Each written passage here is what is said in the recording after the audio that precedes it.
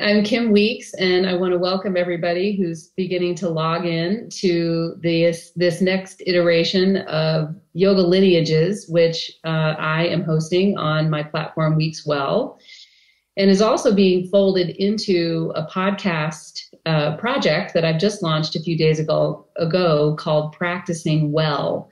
We've just found out in the prep talk with Doug Keller, who's joining me today, that you'll also get some slides and some other types of media as you learn in this conversation, which is the next, installment of what we're trying to do on this platform, what I'm trying to do in my conversations about yoga lineage and what it is and why or whether it matters. Hi, Doug. How are you? It's so good to see you, and I'm so glad you're here.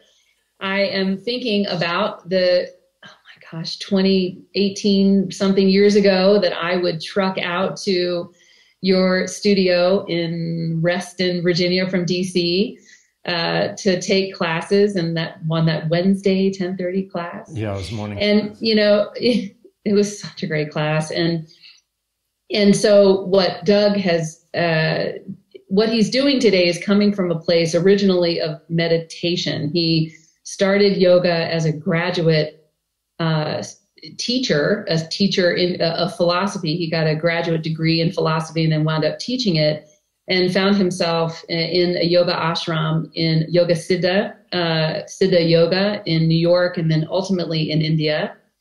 And then from there, spent some time in the Anusara tradition, or we might call lineage. I'm very interested in discussing that, Doug, somewhat.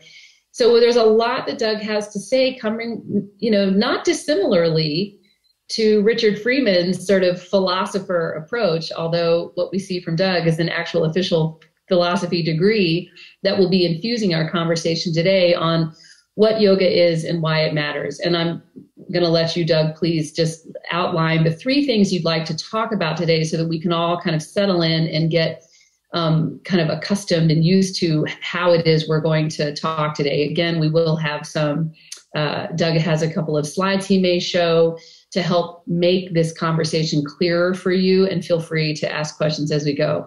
But as I hand it over to you, Doug, one of the things that struck me the most in my classes with you was one of the first things you said when Kristen, Crash, and I came to that class. We came every single week for at least a year. Was, I can't believe you drive all this way to come study with me. And it's the kind of thing that I say to my students too, because it sort of opens up the question of who am I as a teacher, and what authority can I establish, or what authority do I have to draw you to me? At least that's how I heard it even then. And today it still sticks with me because I find it such an interesting way that you approach teaching and approach the pedagogy of yoga. So welcome. I'm so glad you're here, and tell us everything you think. Yeah, actually, I remember last time we got together was at the very beginning of the pandemic, and I was coming down to DC to do a podcast, a radio podcast with you, and the whole city of DC was just absolutely empty, like it was from some sort of movie or something like that, with shops open, to get food here and there. But yeah, it's been quite a ride in between. I also remember, like with you coming to classes and other people, I've had the experience over time, which is kind of like a little bit of experience of lineage, because I studied with Iyengar teachers and still do online. I take some classes with a teacher I know from the 1990s. And when I'm doing workshops, people would come up and they'd say, I like your class, but I'm in the Iyengar school, so don't tell anybody I'm here. Like it was some kind of, like compromising themselves to do that, which is kind of why it's good to talk about lineages. And like you were saying, I wanted to lay out the basic 3 points that I wanted to look at today. First is to get more clarity about the idea of lineage in relationship to yoga, and particularly keep in mind what is the yoga that we practice, because most of us coming online, and I was looking at the list of styles that you had from the questionnaire, most of us are practicing Hatha Yoga in some form. Some of those on the list tended to be a little bit more meditation oriented, but by and large, we're talking about people who practice Hatha Yoga. And that's something to keep in mind, because we are dealing with different kinds of yoga. I mean, yoga as a general term is qualified by what comes before it. And so when you say I teach Hatha Yoga, you're doing yoga through the practices of Hatha. If you're doing Jnana Yoga, you're practicing yoga through the practices of knowledge or coming to know, Karma Yoga, and so on and so forth. And so we want to look at the lineage that really speaks to the practice that we're doing. And like I said, get some clarity about what we mean about lineage. Second point, the reason why we even talk about lineage, why we bother to go into it, is that lineage is also a claim to authority. And that's been an interesting conversation throughout the history of yoga, people making different claims to authority over the primacy of the teachings that they follow over other forms. So I'm going to get a little bit into the history of that.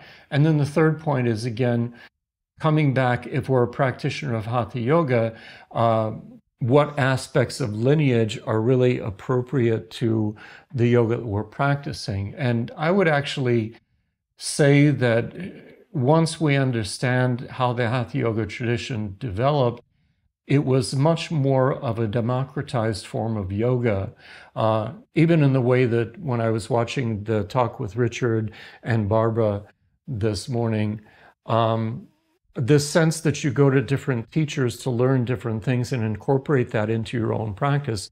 And that was actually the emphasis upon learning in Hatha Yoga, the sort of democratization that I talked about, just something I'll refer back to later.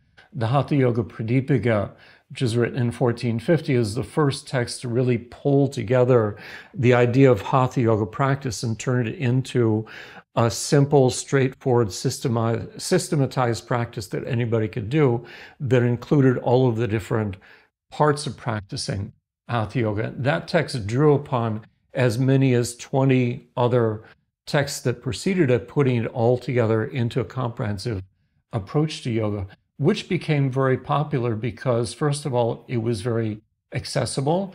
It found the kind of sponsorship that allowed the text to be printed so people had access to them. And also many of the barriers to yoga practice that preceded this were taken down. There was not a distinction according to caste or sex or even religion or sect that would bar you from the practice of Hatha Yoga.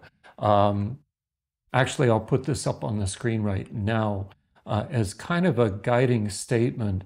And this came from a text called the Dattatreya Yoga Shastra, which preceded the Hatha Yoga Pradipika and was the first text to actually start to systematize the idea of Hatha Yoga practice, but not in the way that the Hatha Yoga Pradipika ultimately did. The Dattatreya Yoga Shastra was written from a certain perspective, an ascetic perspective, but nevertheless represented a kind of mission statement about what the originators of Hatha Yoga, the first practitioners, wanted it to be. And in this statement, in the Dattatreya Yoga Shastra, it says, whether you're a Brahmin, an ascetic, a Buddhist, a skull bearer, and these are the ascetics, the Kapalavratas, we see them in India today walking around carrying a skull as their begging bowl. So the skull bearers represented the tantric ascetics over time. A skull bearer or materialist, meaning actually people that didn't believe in any spiritual reality and only believed in physical reality. Whether you're any of these, one who is wise, who has confidence in the teachings of Hatha and Raja Yoga, and is devoted to the practice of yoga, will always obtain success in all things. And so the basic mission statement is this is meant to be non-sectarian, and the texts that proceeded from this, starting with this one and then going into Hatha Yoga Pradipika in particular, tried to strip away many of the sort of sectarian labels that otherwise accompanied yoga teaching, terminology like the gods of Hinduism or other things like that. There's even a mention in the Hatha Yoga Pradipika of the chakras, of course, but that text does not commit to any particular system of chakras because there were a number of possible systems of chakras at the time. More, it was presenting this as a path of practice, and the point of making it non-sectarian was to remove barriers from practice, so nobody was excluded from doing the practice. And what's also the second point to take out of that quote is, notice it doesn't say one who has confidence in their guru or in their lineage. It's rather confidence in the teachings of yoga and devoted to the practice of yoga, not devoted to a particular spiritual path or a particular spiritual teacher, which is not to say that they did not have teachers. The Nata tradition that we'll talk about does, and that's kind of the predecessor to its development into Hatha Yoga. But it was really less about a lineage, and it was more about a set of teachings and a set of practices. And if you had faith in following the practice, it says you will obtain success in all things. And in saying that, at least in the case of Dattatreya, he's not promising samadhi or liberation. He's promising empowerment and success in what you seek. It will take you forward. And of course, if you set your sights the highest, if you believe in karma and reincarnation and are looking for liberation, then you will obtain success in that. If you're looking for a fulfilling life, a complete life, you will be empowered to live your life more fully through this practice. So it's an interesting statement about the purpose of this form of yoga, Hatha Yoga, which does not exclude the goals of the yogas that came before it, does not exclude the goals of samadhi or liberation or the goals that you find, for instance, in Buddhism. It's simply saying this is a practice that empowers you. And so it kind of leaves open to you the purpose that you want to seek or how far you want to go with your yoga. But it's also detaching a bit from the idea of lineage, though it doesn't exclude the possibility of teachers, if that makes sense. It does. And I have a couple of questions. I want to flow in a question from the Q&A, which is a simple question. Who was Dattatreya? And I'd like to footnote that or append that question with a couple of my own. First of all, can you talk a little bit about Raja Yoga, which we haven't talked about that kind of yoga yet, since it's in the mission statement, number one. Number two, were the other 20 texts that the Hatha Yoga Pradipika pulled on, were they sectarian, and or is it important to talk about any of them? Are there a couple of highlights of those texts to mention?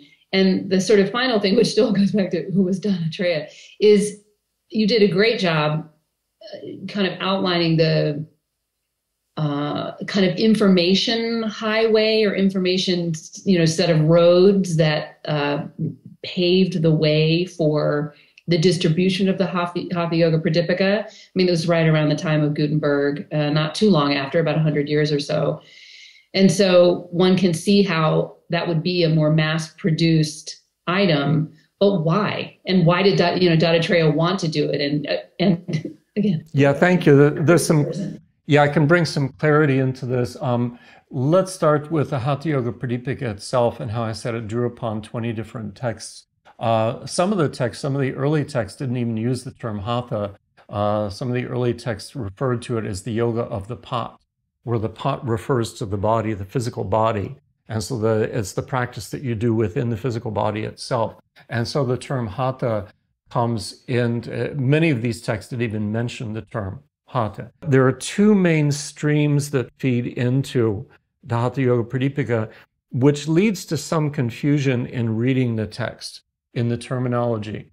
The first stream is represented by Dattatreya, and it's basically, if you want to call it, it's a lineage, or it's more a tradition of asceticism that goes way back to the time of the Upanishads and beyond that. And so these are people who performed ascetic practices, including celibacy, as their yoga, and the approach was very physicalistic. These are also called the Munis, Dasnami, or sannyasis. Dattatreya was a particular sage who was summarizing many of these ideas and kind of giving his text as a compendium of ideas about Hatha Yoga practice without necessarily committing to any in particular. So let's just say he represents an ascetic tradition whose practices are very physicalistic. And how you find that appearing in a Hatha Yoga Pradipika is when you find the terminology of practicing the bandhas to raise the Bindu.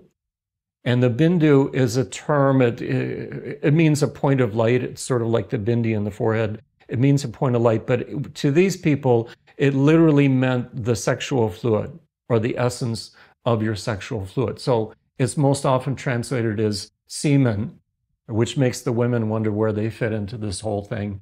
But also is speaking more of the essence of the fluid. So for women, it was called rajas. But in any case, this physical fluid in the body was treated as a pure form of ojas, as it's described from Ayurveda, that you want to maintain and not waste, because if you can raise it up in the body physically through actual hydraulic processes of the bandhas, that fluid can go up into the brain, permeate the brain, and then bring you into states of samadhi. So it's a very physicalistic interpretation, very firmly grounded upon celibacy as a necessity for maintaining this fluid. That's one stream. The other stream is more tantric. This first stream was not so much tantric. The second one was, and it's represented by the Natha yogis, spelled Natha. And it began with Matsyendranath, and then 3 centuries later, Gorakshanath came, and Gorakshanath is treated as the successor to Matsyendranath, though, as I said, these two people were separated by 300 years. So it's not exactly they sat down with each other and learned from each other. What happens from Matsyendranath to Gorakshanath in particular is, first of all, a reformation of many of the ideas about Tantra, which first of all included eliminating the necessity of initiation from a guru, because within the Natha tradition leading up to that time, your membership in the Natha tradition, or your being part of the Natha tradition and part of that lineage, meant you received a specific initiation from a guru, which over the course of your life, as you got older, brought you to the point where you were treated as capable of initiating others. And it's interesting that it also sort of backtracks. So the disciple actually reached the point where the disciple was in a position to perform the funeral rites for his guru. And that's sort of like an inverse rite of passage. And within this, it's actually possible to claim a number of gurus along the way. It's not simply one guru. But in any case, what happens with Hatha Yoga, as this moment with Gorakshanath, is they leave aside the necessity of initiation from a guru, which should come as a relief to a lot of you, because now you don't have to run to India trying to find a guru to do Hatha Yoga. And so this makes the practices available where otherwise you would not be taught the practices until you received that initiation and agreed to follow the guru's word in that sense. Now, what also comes with the Natha yogis is the opposite of that physicalistic approach of the Dasnamis, where your progress in yoga is not through the physicalistic practice of bandhas to raise this fluid, the Bindu. Rather, it's through visualization of the rising of the Kundalini, visualization of the chakras as the tools for facilitating this experience. And in the beginning, chakras were not taken literally. They were not saying that there's some astral flower sitting in your heart somewhere. It's the tool of focusing upon and visualizing the chakra through the use of your imagination that you actually facilitate a very real experience coming up inside. And so there's a practice of bandha for the sake of pranayama, but it's not in the physicalistic sense of raising the Bindu. So if you try to read the Hatha Yoga Pradipika without any sense of background to it, you get very confused, because here they talk about the Bindu and make a big deal about celibacy, And there they're talking about the Kundalini and the chakras, and it doesn't seem to emphasize celibacy quite so much. And you're kind of whipsawed back and forth like what's going on here. Part of the problem is the person who wrote the Pradipika, his name was Swatmarama, again, was trying to be diplomatic in terms of offering to the tools of practice which drew upon different traditions. And it's interesting how he titled it, because, I mean, his was the first book, Light on Yoga, because Hatha Yoga Pradipika literally means the light on Hatha Yoga. Right. And stating what his book was about, he said, I'm coming to shine a light in the darkness of so many doctrines, which is his way of saying there were so many ideas about yoga practice floating around at the time that he's trying to bring some clarity to it, because there's a mixture of mantra yoga, laya yoga, where laya has to do with yoga nidra, the chakras, that sort of thing, hatha as a physical practice, and then you also asked about Raja Yoga. And in general, we can say Raja Yoga refers to the yoga of meditation, though it's a rather amorphous term back at that time. It principally refers to how Hatha Yoga practice leads you to the practice of meditation. And that term gets confused later on because the Westerners, especially the Theosophical movement and Madame Blavatsky, as she introduces yoga texts to the West, as they start to get translated, she especially, with the help of our Indian scholars working with her, put forth this book called Raja Yoga, which basically treats Patanjali as Raja Yoga, as meditation, though that's not what the Hatha Yogis were talking about in these texts. So you get this conflation of Patanjali with Hatha Yoga ideas with Raja Yoga, and all gets lumped together, and we're all horribly confused about Raja Yoga at this point because of it. And largely there wasn't necessarily clarity to begin with about Raja Yoga, though it was a possible path. I have a comment and a question of my own, actually. It keeps striking me that the Hatha Yoga Pradipika published, when it was, is kind of, I mean, this might be a little provocative, but Lutheran. I mean, it seems to me that it's a text that's saying, hey, you got this all inside of you. You can practice these things. These are you. I mean, maybe without the sort of hostility, I guess, or the sort of revolutionary, or maybe it was revolutionary. So that's just a comment that I have, a question that, see if you have any thoughts on that.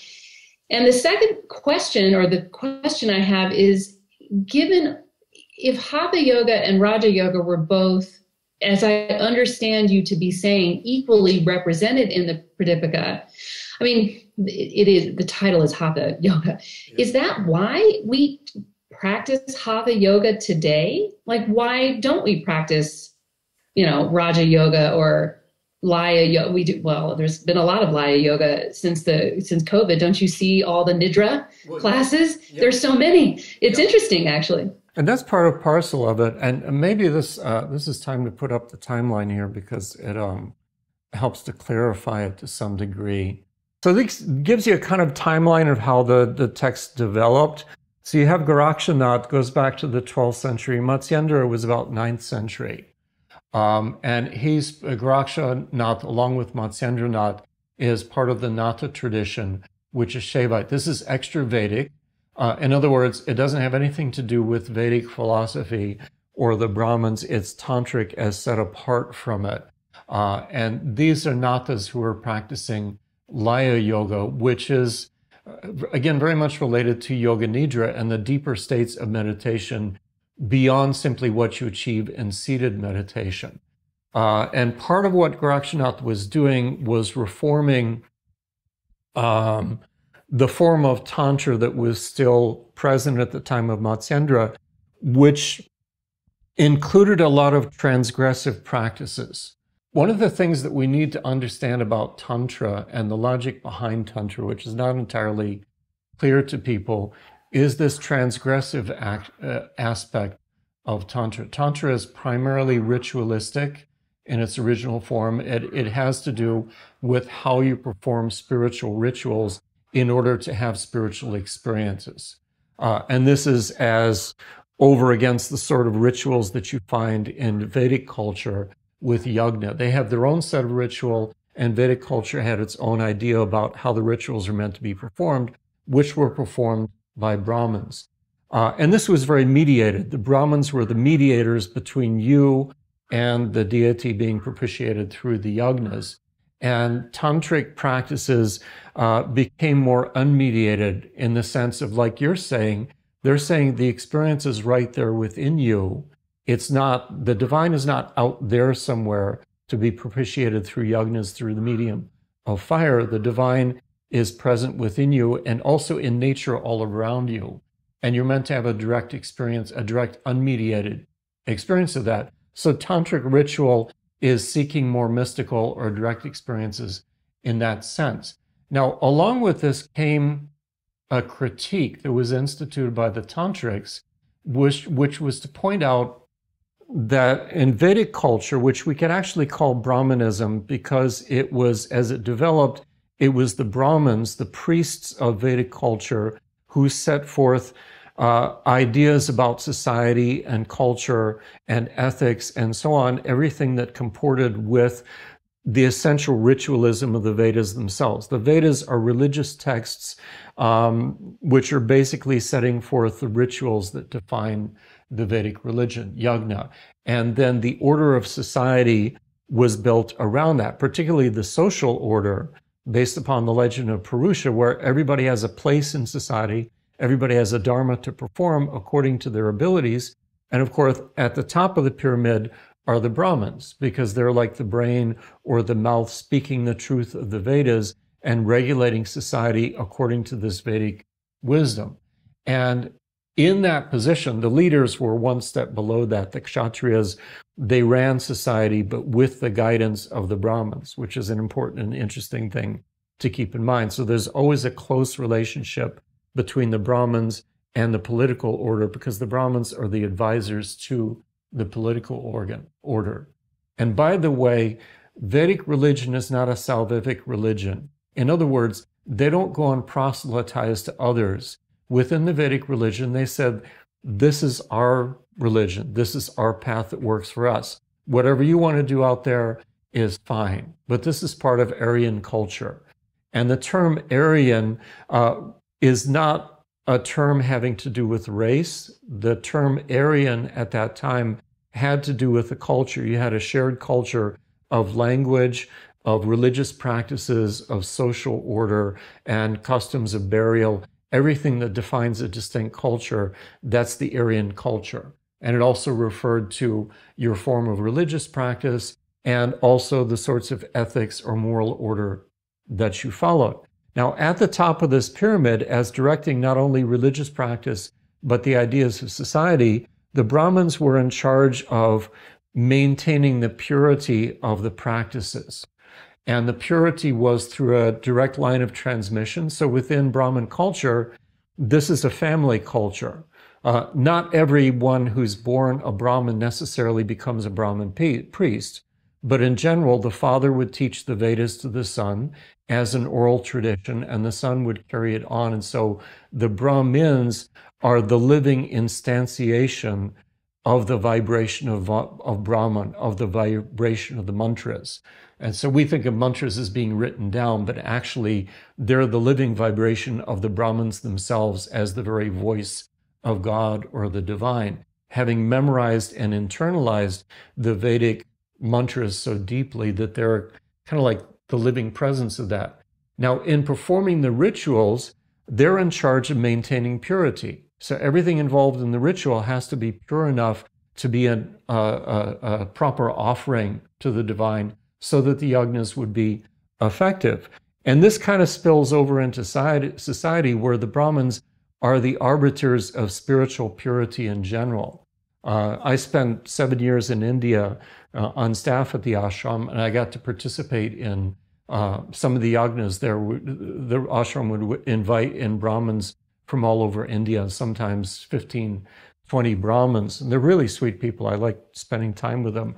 And I got sort of like temporarily installed as a temporary Brahmin just so I could participate in the ceremonies, helping them with stuff. So I got my honorary Brahmin string, and they did the little, pujas that made me sufficiently pure to participate in doing these things. And they're like, remember, this is temporary. You're not a Brahmin, you're just a temporary Brahmin. But the thing was, they were bestowing purity not only on the people involved, but on all of the instruments of practice. Whatever was offered had to be transformed from its mundane material form into something quasi-spiritual as an offering. And the ethics that were imposed upon society in the form of dharma, how your dharma was described as an individual, was relative to your caste, was relative to your position in society, and you maintained the purity of your own dharma by being sure that you do not come in contact with what is impure. And this came up in the conversation with Richard and Barbara, how we have the main teachers of the main lineages that we recognize, Krishnamacharya, Iyengar, Patabi Joyce, and then through Krishnamacharya, Deskachar. These are all Brahmins. They're born Brahmin, and so they follow the kind of ethics of the Brahmin, which included a sort of unease about teaching yoga to people who were essentially considered untouchable because they weren't properly part of this Vedic order. I have a question. It does make sense, but this kind of intersects, I think, with the claim to authority by any of these teachers. If they were keeping to not teaching people in lower castes, then why did they teach us? I mean, aren't we outsiders? Aren't we other?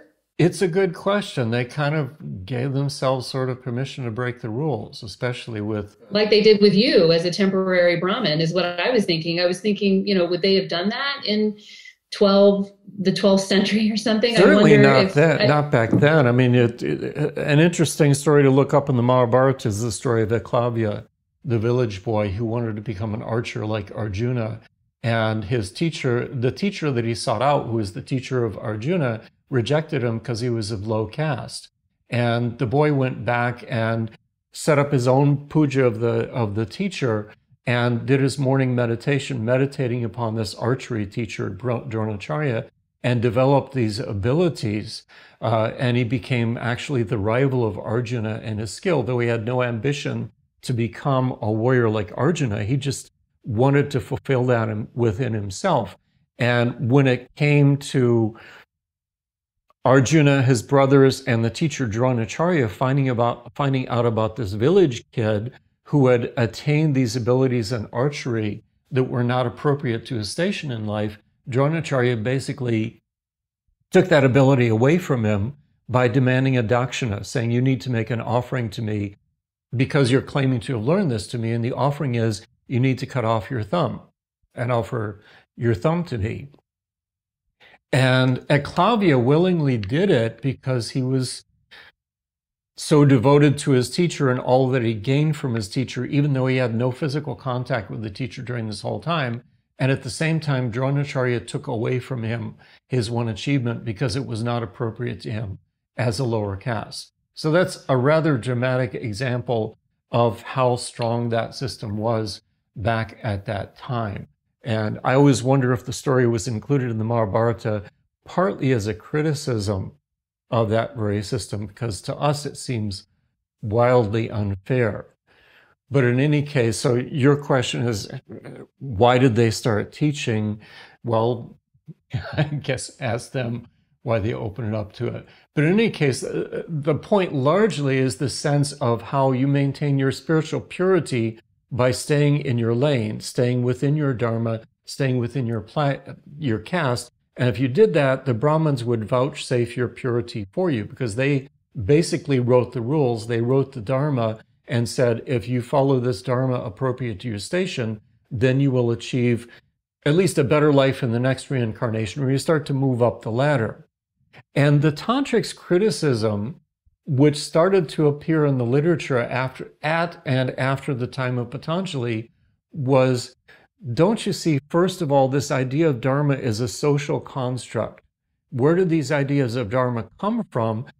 These are ideas created by the Brahmins based upon their concept of the social order, and especially their desire to maintain primacy in the social order. And how are these ethical rules enforced? It's basically through fear and shame. If you touch an untouchable person or come in contact with them, you basically get their karmic cooties. You're rendered impure by that. And the tantrics said, look, it makes no sense, this idea that you could take something impure and transform it into what is pure. This idea that you say a few mantras over a common object and all of a sudden it's no longer a common material object, it's a pure spiritual thing, temporarily, until they said either it's pure or it's impure. And you can't take an impure thing and turn it into pure. Plus, people are trying so hard to kind of toe the line in Vedic society by maintaining their dharma for the sake of their spiritual purity.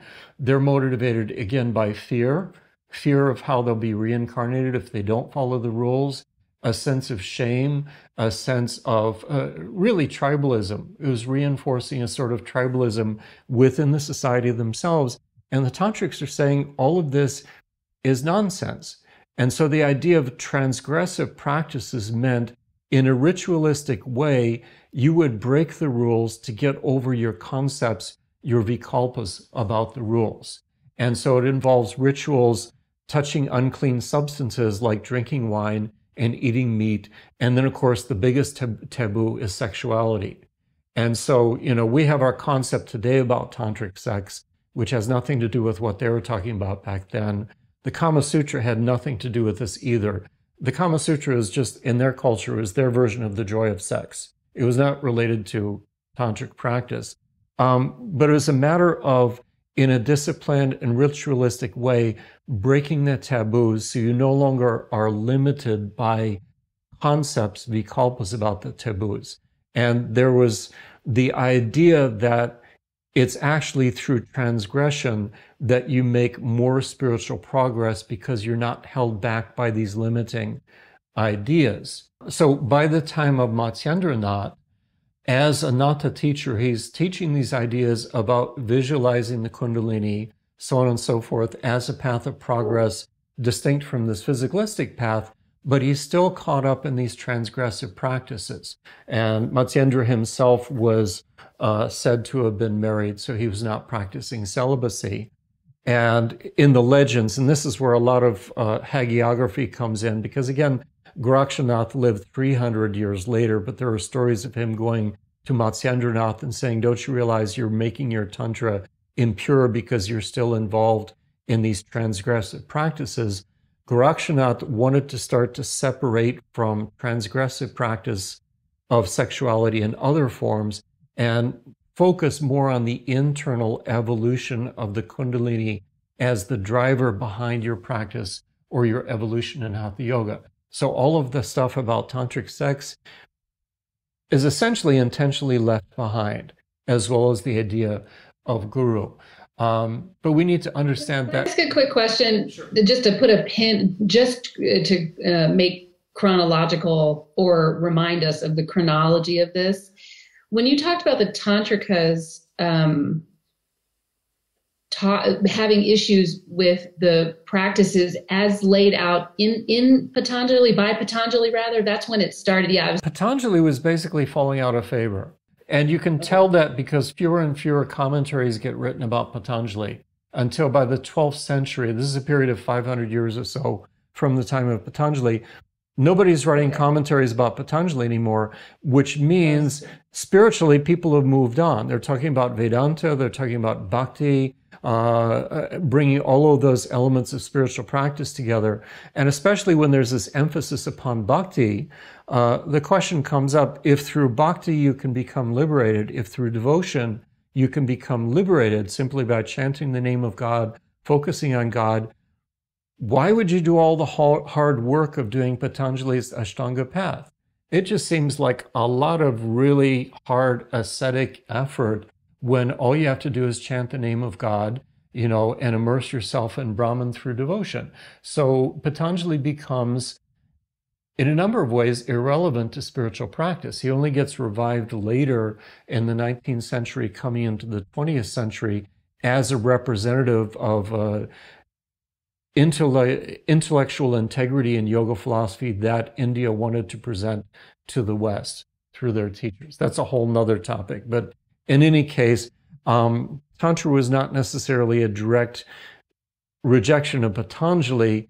It's more seeking a more inward turning individual path of direct experience of the divine and rejecting the sort of primacy exerted by the Brahmins over people, asking them to follow their dharma and keep in their lane. Which you're sort of saying the Brahmins were using the Yoga Sutras and Patanjali's theories. No, Patanjali was apart from the Brahmins. Just to make it clear, the Bhagavad-Gita and Patanjali historically are around the same time in history when they come forth. You never see the Bhagavad-Gita mentioned by Patanjali.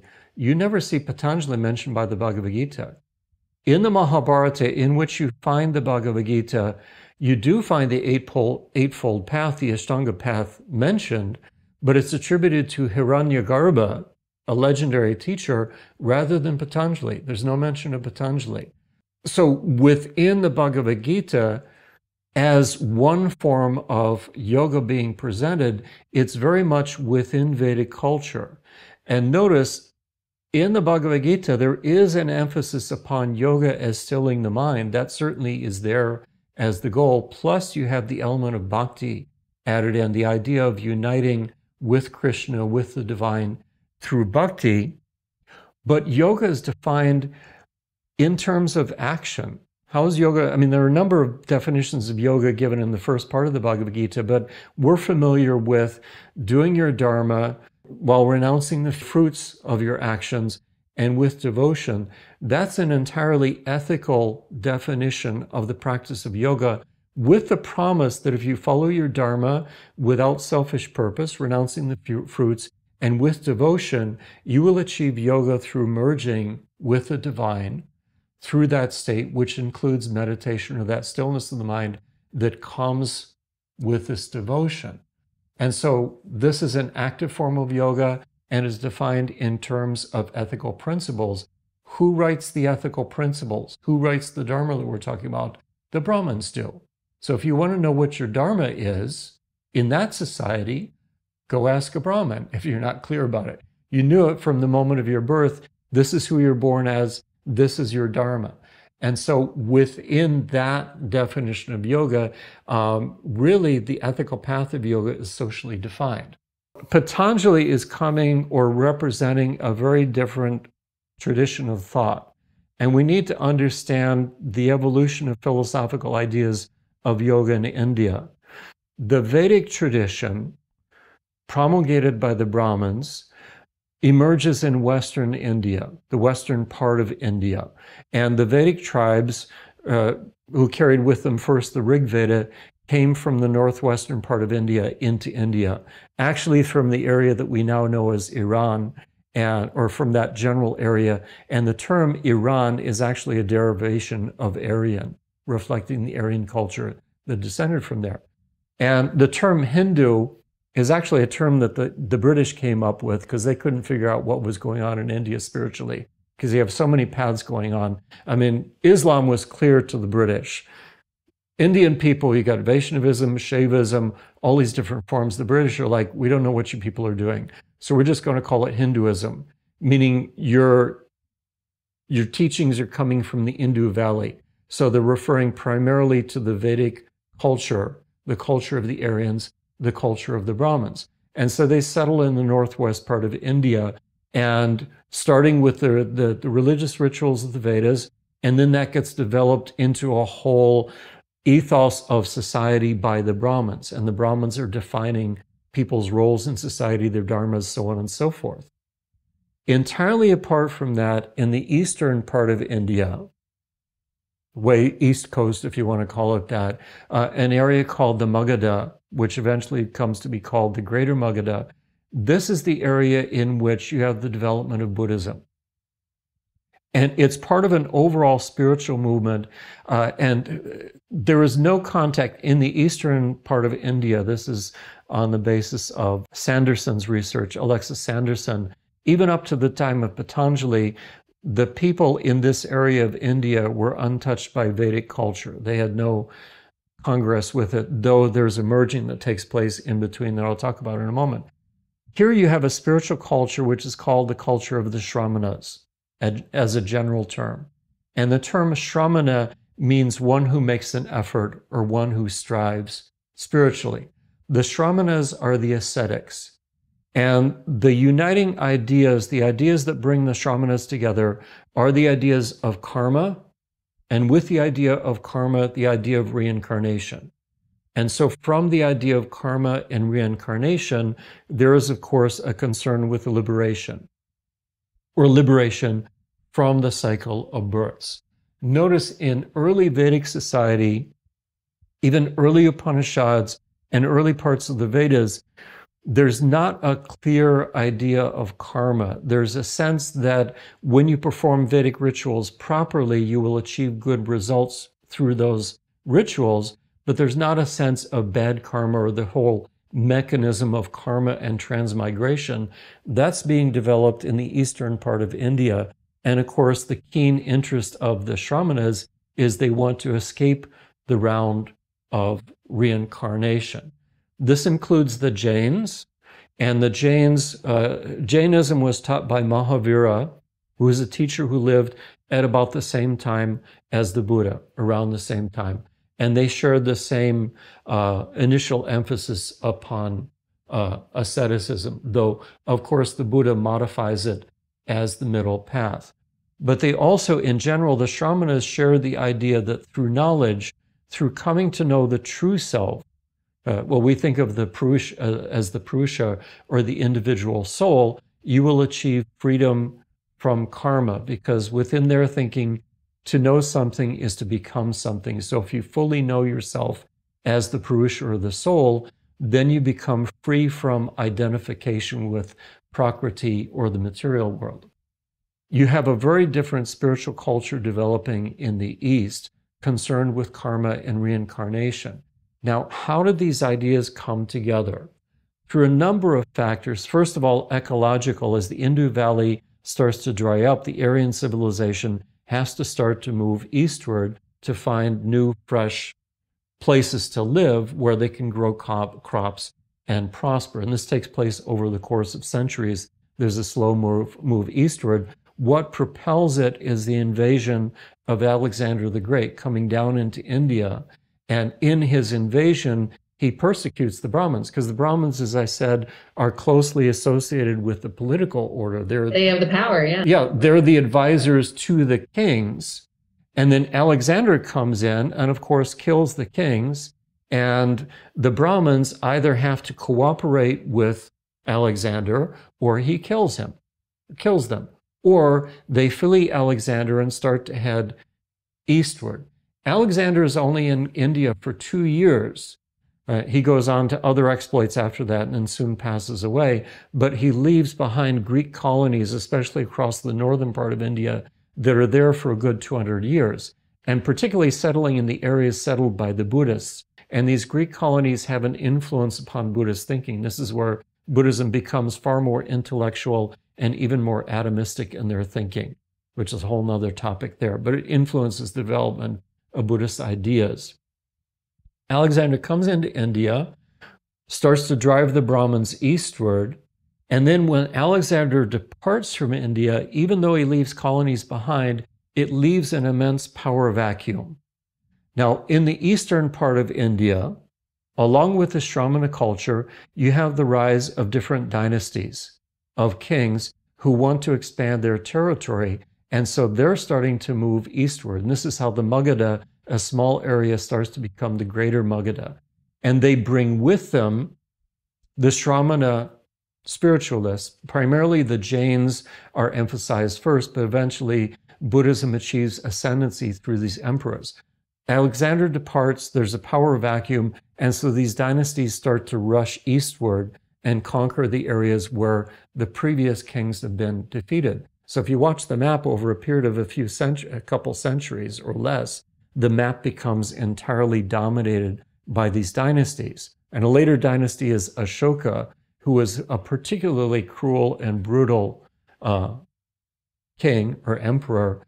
Eventually he converts to Buddhism.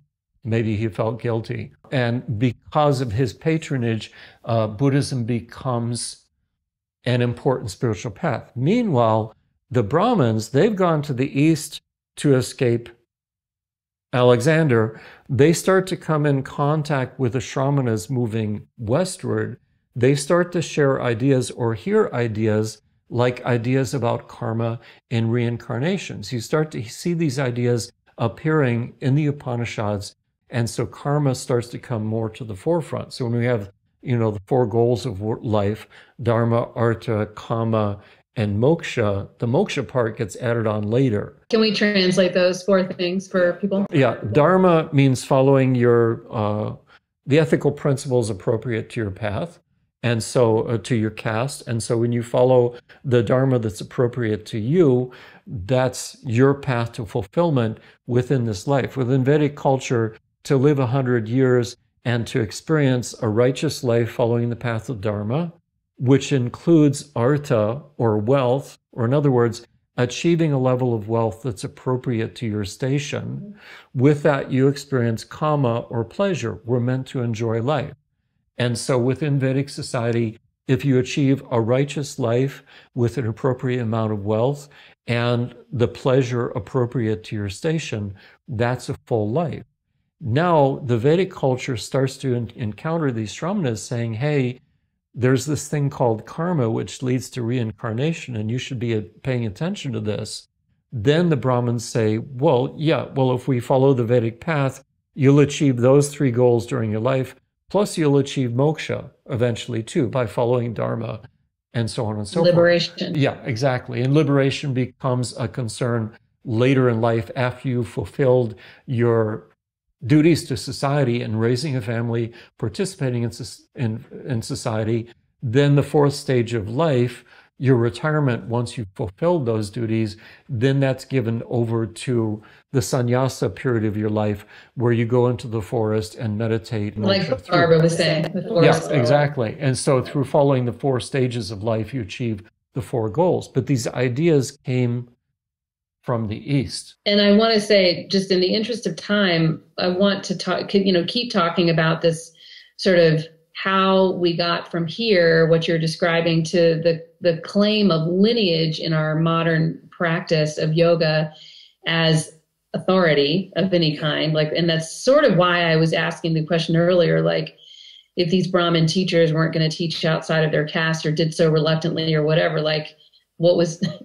again, when there's millions of us who, in one way or another, been, exposed to it. So why?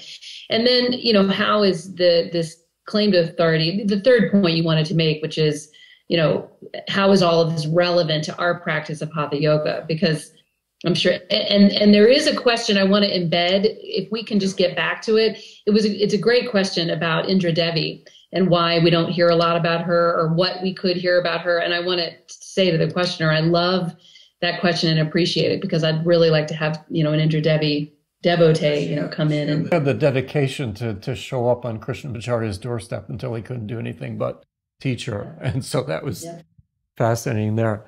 So we're sort of getting to this Lineages claim of authority from. Okay. So on the claim of authority, first of all, so I've kind of laid out how these two cultures are coming together and mingling spiritual ideas. The Brahmins have to deal with this. And within Brahmin society, the Vedas are the ultimate authority of spiritual truth. And this is the difference between Shruti and Smriti. Now, so they're encountering these competing spiritual ideas about karma, reincarnation, spiritual progress, represented by the Jains as well as the Buddhists. And as a side note here, Patanjali represents that Shramana tradition. The yamas and niyamas that Patanjali enumerates for you, Christopher Chappell has pointed out, are much closer to the Jain yamas and niyamas. Within Vedic culture, there were actually 10 yamas and 10 niyamas, which included some of the yamas and niyamas we think about, but also include other more social virtues like compassion, study of the Vedas, charity, the things that you might notice get left out of the ascetic yamas and niyamas. that we see in Patanjali. Yeah, let's talk about, just can we translate Smriti and Shruti for people? Yeah. Within Vedic culture, when they had to deal with these competing ideas, one of the 6 schools of philosophy within that culture was called Mimamsa, and it's one of the earliest schools of Indian philosophy, and it sets the foundations for knowledge, what the legitimacy and authority of knowledge. And basically, they're holding that the Vedas are eternal, infallible knowledge, having to do especially with how the religious rituals are meant to be performed. But you basically, Vedic wisdom, or what's contained in the Vedas cannot be added to, changed, or modified, or replaced by any other forms of human knowing. This is basically infallible knowledge, which is directly communicated to the Brahmins and set forth as the Vedas themselves. And it has to do with this idea of Dharma in general, the knowledge of how things are to be done in ritual and by extension in society itself. And then from that, you get the distinction between Shruti and Smriti as 2 forms of knowledge having 2 forms of authority. Shruti refers to what is heard. In other words, like John mentioned, the yogi sitting in meditation and hearing these mantras and remembering these mantras, this is direct revealed truth of the mantras of the Vedas that don't need any verification, any further verification, because they're heard or received from a source that transcends or is beyond the human mind. So they're making the assertion the Vedas have that kind of ultimate authority which cannot be questioned as revealed truth. Now, Smriti refers to what is remembered. And Smriti has to do with everything we can know through human speech, human thought, human inquiry. It can be based upon the Vedas, but Smriti refers to our interpretation of the Vedas, or basically what we think to be true. So Smriti has to do with our ideas about spirituality. Shruti is directly revealed spirituality. So in the case of Smriti, our ideas may be true, but they have to be verified as over against the Vedas, which is something that the Brahmins do. The Brahmins figure out whether it's valid or not because they're the authority on the Vedas themselves. So human thought can have a certain level of authority, but it's never the same status as revealed truth. Now, why do they make this distinction? Well, in part because they're encountering the Buddhists and the Jains, and the Buddhists in particular is coming from the teachings of the Buddhists. The Buddha is saying, this is my experience. Through my spiritual path, this is what I know to be true, and this is the fourfold path that I'm offering to you for spiritual progress, which is in competition with what the Brahmins are offering as a spiritual path. And so what do you say about the Buddha? Well, that was his experience. It has a certain level of authority to it, but we can't really accept the authority of the Buddha except by measuring it against the Vedas. So the Brahmins maintain their ascendancy over what the Buddha has to say because the Buddha doesn't have the same status.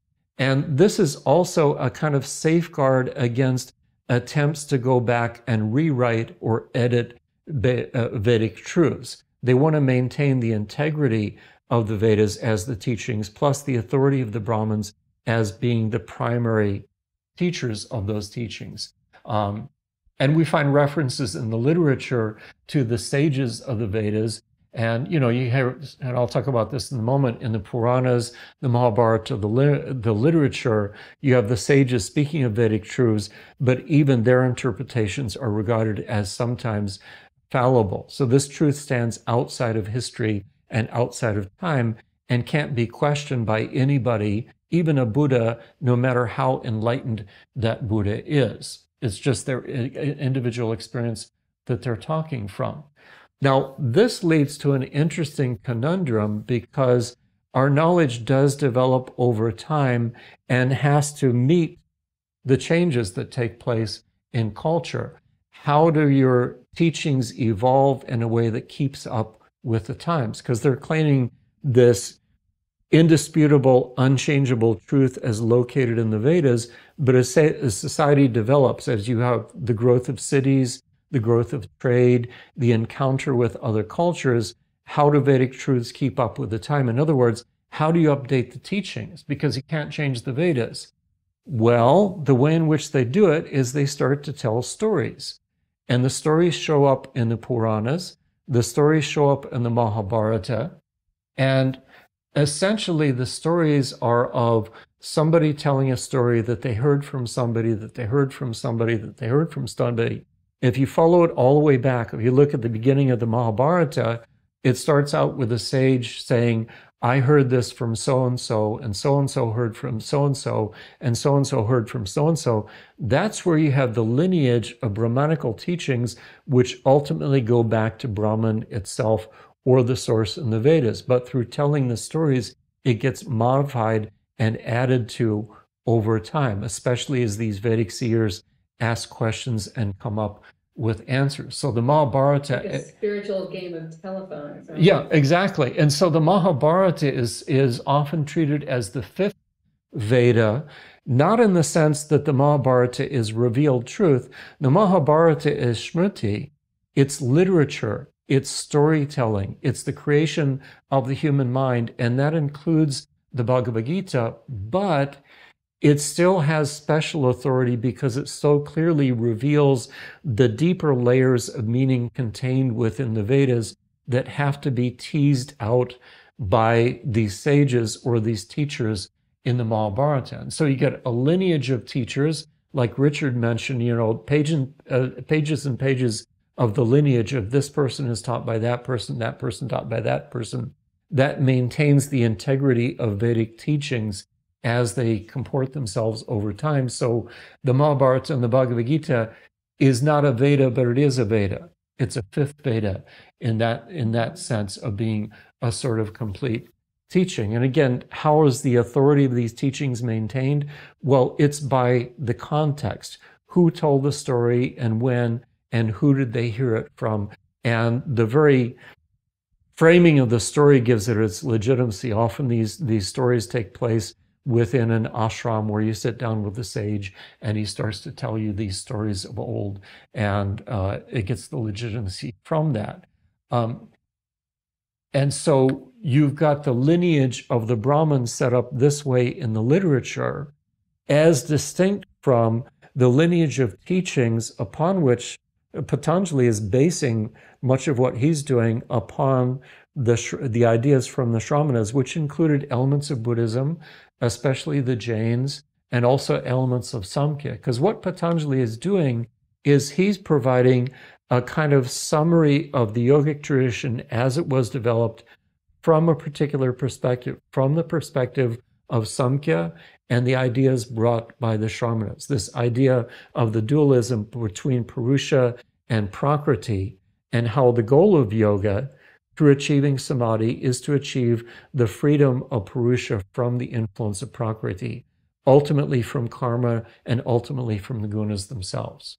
In the beginning of second pada, Patanjali says you can practice different kinds of yoga. You can practice karma yoga. So if you do that, you can recite mantras, you can do different practices, and he's kind of alluding to these Brahmanical practices. And he also has the proviso, if you're interested in samadhi, you need to listen to this Ashtanga path. And he goes on from there. And samadhi is not a tool. Samadhi is the purpose. Everything is oriented towards achieving samadhi as he describes it in the fourth pada. Even the yamas and niyamas that you follow are not cultural inventions of the Brahmins. He very clearly says you practice yama and niyama to reduce the power of the kleshas. The kleshas are ignorance, egoism, attachment, aversion, and fear, particularly fear of death. All of that is hardwired into us as human beings. And it's these kleshas, ignorance, egoism, attachment, aversion, and fear, that motivate us into action. We act in order to reinforce our ego, to get what we're attracted to stay away from what we have an aversion to, and also to avoid what we fear in our lives. That promotes the activity, the vrittis of the mind. As long as you're motivated in your actions and thought by these kleshas, the mind will be busy and you will not achieve the peace of Purusha. And so every step of the Ashtanga path in Patanjali, very similar to the Shramanas, are meant to reduce participation in the world, reduce action, reduce even the activity of thought, until you finally achieve samadhi, which is the ultimate freedom, not just from thought, but from the gunas themselves. Because at the end, he says the gunas depart to their constituent causes because they have nothing to do with you anymore, which means you're dead. You're not in the body anymore. You're liberated from Prakriti. You're liberated from Purusha. He says, in that state in which the self rests within itself, the knowables are as few, which is a mysterious saying, but basically, the material world that we live in right now, there are a lot of things to know. There's all kinds of knowledge to gain because that's knowledge about things in the world. When the Purusha rests within itself, there is nothing to know about the world because you are entirely divorced from that world. You've achieved Viyoga, which means separation from the influence of Prakriti, which is the whole logic behind Patanjali, this ascetic logic of the Shramanas. Yeah, it's interesting. With just a few minutes to go, we have 1 minute. We can go a few minutes over just to be, conscious of time and people's time, because listening to you summarize the sutras as you do makes it very fraught, the connection between the sutras and the Hatha Yoga that we practice today. It seems to me that's the claim you're making, and also. Yeah, to put it simply, Patanjali's Yoga Shastra, and the proper term is Yoga Shastra because it's a whole collection of teachings which involves commentary on Patanjali as well as the sutras, is a compendium and summary of yoga to date from the perspective of Samkhya at that time. The Hatha Yoga texts appear centuries later, and I've been saying that the one who wrote the Hatha Yoga Pradipika was presenting a compendium or a summary of Hatha practice at that time as it had been developing within tantric circles over centuries for tantric purposes. That is genuinely about union. The rise of the Kundalini is the way in which we merge into the transcendent consciousness, which is Shiva, and that's different from what Patanjali was doing. In a way, people may not like the comparison, but Patanjali is like Old Testament and Tantra is like New Testament. And, Old Testament is a great foundation. I like the 10 Commandments. That all summarizes the tradition at that point in time. But Jesus was doing something a little bit different, and he refers back to the Old Testament and regards what he's doing as a fulfillment of it. But there's a lot of new stuff going on in the New Testament, particularly with regard to Jesus' teachings. And Moses knew nothing about Jesus because he hadn't been born yet. In the same way, Patanjali doesn't. Patanjali knows about yogis going around seeking power or siddhis, and he talks about that in the third pada. And so that's the emergence of tantrics around the time of Patanjali, but it had not developed into a philosophy of spiritual practice in the way that we find centuries later with language about the Kundalini, Shiva, Shakti, chakras, all of those things. There's a premonition of chakras in there, but not really the same thing. So just because I know you're running out of time, I'll finally get back to that one slide. Now you've got Gorakshanath, who starts to concrete this tantric tradition of Hatha practice. And along the way, while these ideas are developing in different quarters with different groups of practitioners, tantric kulas practicing these things, you got a period 12th to the 13th century. It's during that time, this is where the Dattatreya Yoga Shastra appears. And this is that's what I call the sannyasa tradition. It goes back to Kapila's legendary figure. It's these munis, these dashnamis, and they tend to emphasize this process of raising the Bindu in conjunction with celibacy. And they made a distinction between the practice of mantra yoga, laya yoga, again, yoga nidra, Hatha Yoga as physical practices, including bandhas, and Raja Yoga as meditation.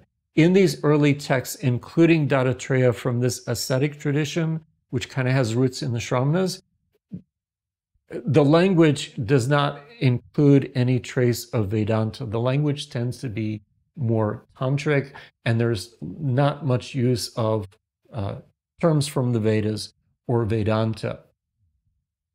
A few centuries later, 1450 AD, you have the Hatha Yoga Pradipika, and he borrows ideas of practice from Dattatreya without giving credit to him, because the truth is the Natas and the Dattatreya tradition still exist in India today. They've been institutionalized in the sense that there's a clear lineage and a passage of teachings within each, but they don't get along very well. They don't talk to each other.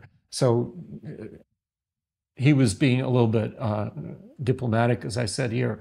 But what the Pradipika does is bring these separate ideas into a more coherent system of practice, which merges mantra, laya, hatha, and raja into simply hatha practice and raja practice, saying that hatha practice will lead you to raja, and you can't get to raja except without the support of hatha. And by the same token, he says practicing hatha without proceeding to raja is incomplete.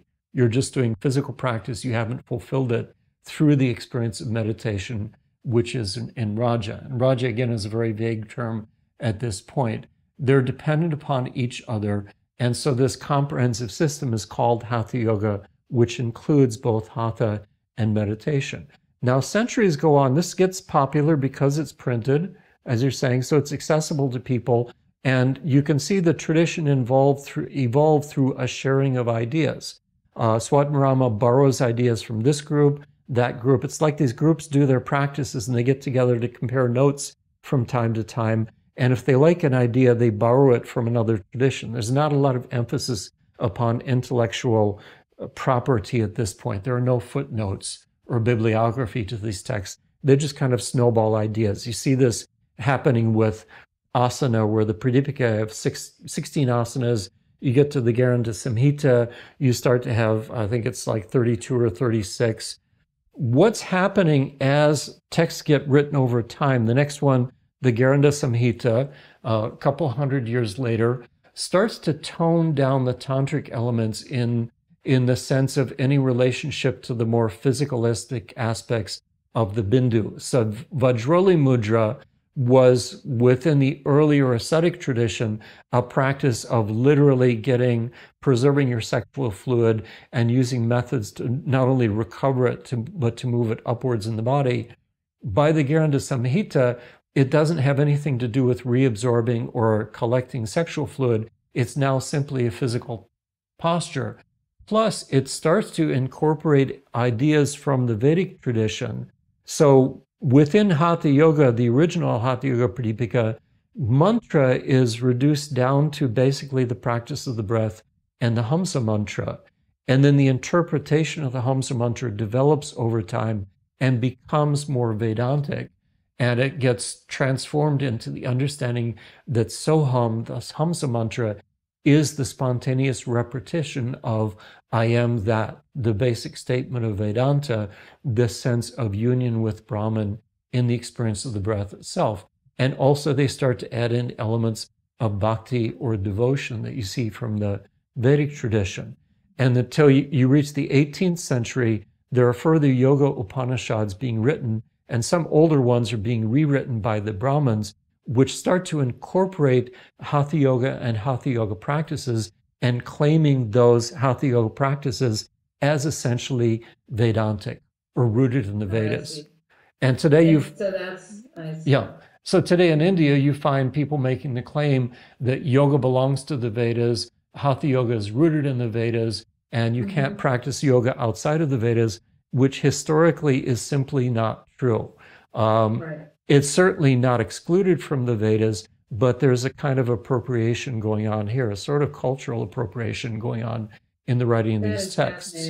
Yeah, I'll just add at the top of the timeline, you see the Shiva Samhita is a tantric tradition that kind of rides along independently of all the other stuff that's going along. So you have a lot of different threads and currents of yoga. Shiva Samhitas, I've got the book over there. It's great. I mean, it's hard to read if you read it through the lens of Hatha Yoga is Vedanta, Vedanta, or the definition of yoga I need to learn or really understand as through the sutras, because I think that's how the majority of, I don't think the majority of yoga teachers actually learn that much about any of this anymore. Yeah. But I think those of us who...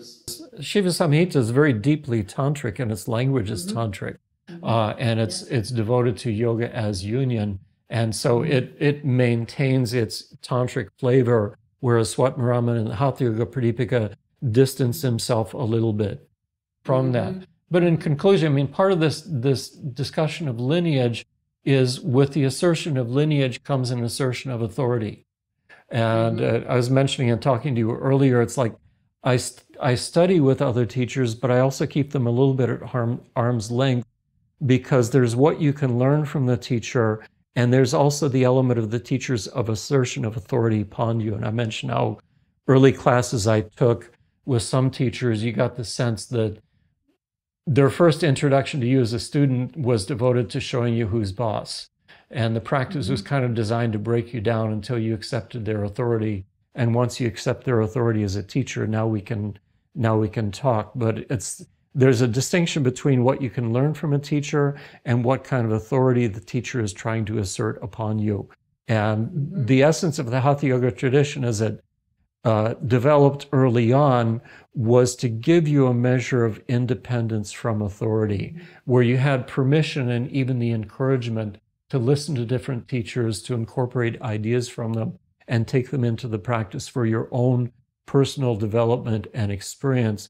But you did not have to ally yourself with a lineage to the exclusion of other teachers or to the exclusion of other lineages. That is fascinating. Doug, I cannot thank you enough for your time. And I know this is going to be played and replayed, and I'm so, there's about 20 different spokes from this conversation that I'd like to explore. Yeah, this is like the Cliff Notes version of a longer conversation. I know. And it almost seems like, I don't know, we should do a series like this with Yoga International. Well, let's talk, because I'm also very interested in, a longer, deeper conversation about this, because my, intention, my goal here is to empower people with information so that they can really make good choices about the way they spend their time in yoga, practicing yoga, studying it, reading it. And, for those, still listening, especially to the podcast, and those of you live,